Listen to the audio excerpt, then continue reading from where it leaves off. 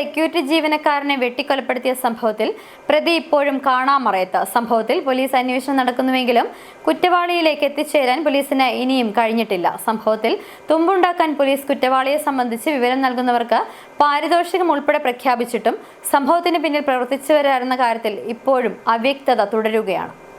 മൂന്നാർ ചൊക്കനാട് എസ്റ്റേറ്റിൽ സെക്യൂരിറ്റി ജീവനക്കാരനായി ജോലി ചെയ്തു വന്നിരുന്ന കന്നിമല ഫാക്ടറി ഡിവിഷൻ സ്വദേശി രാജപാണ്ഡിയെ കഴിഞ്ഞ 22-നാണ് മരിച്ച നിലയിൽ കണ്ടെത്തിയത്. രാവിലെ ഭക്ഷണം പാകം ചെയ്യാനായി സെക്യൂരിറ്റി ക്യാമ്പിലേക്ക് പോയ രാജപാണ്ഡിയെ പിന്നീട് മരിച്ച നിലയിൽ കണ്ടെത്തുകയായിരുന്നു. ഏറെ സമയം കഴിഞ്ഞിട്ടും ഇയാൾ തിരികെ എത്താതെ വന്നതോടെ മറ്റ് സെക്യൂരിറ്റി ജീവനക്കാർ അന്വേഷിച്ചെത്തിയപ്പോഴാണ് കെട്ടിടത്തിനുള്ളിൽ രാജപാണ്ഡിയെ മരിച്ച നിലയിൽ കണ്ടെത്തിയത്.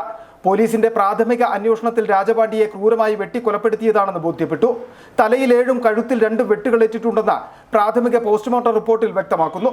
വ്യക്തിവൈരാഗ്യത്തിന്റെ പേരിൽ നടത്തിയ കൊലപാതകമെന്നാണ് പോലീസിന്റെ പ്രാഥമിക നിഗമനം. സംഭവത്തിൽ വിശദമായ അന്വേഷണം നടത്തുന്നതിനായി പ്രത്യേക സംഘത്തെയും ഇടുക്കി ജില്ലാ പോലീസ് മേധാവി നിയോഗിച്ചു. എന്നാൽ ദിവസങ്ങൾ പിന്നിടുമ്പോഴും കുറ്റവാളിയിലേക്ക് എത്തിച്ചേരാൻ പോലീസിന് ഇനിയും കഴിഞ്ഞിട്ടില്ല.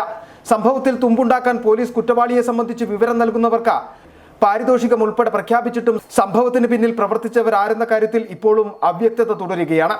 വിവരശേഖരണത്തിനായി പോലീസ് വിവിധയിടങ്ങളിൽ ഇൻഫോർമേഷൻ ബോക്സുകളും സ്ഥാപിച്ചിരുന്നു. സുരക്ഷാ ജീവനക്കാരെ കോൺട്രാക്ട് വ്യവസ്ഥയിൽ ജോലിക്ക് നൽകുന്ന കമ്പനിയുടെ കീഴിലാണ് ചൊക്കനാട് എസ്റ്റേറ്റിൽ രാജപാണ്ഡി ജോലി ചെയ്തു വന്നിരുന്നത്. City vision, Munnar.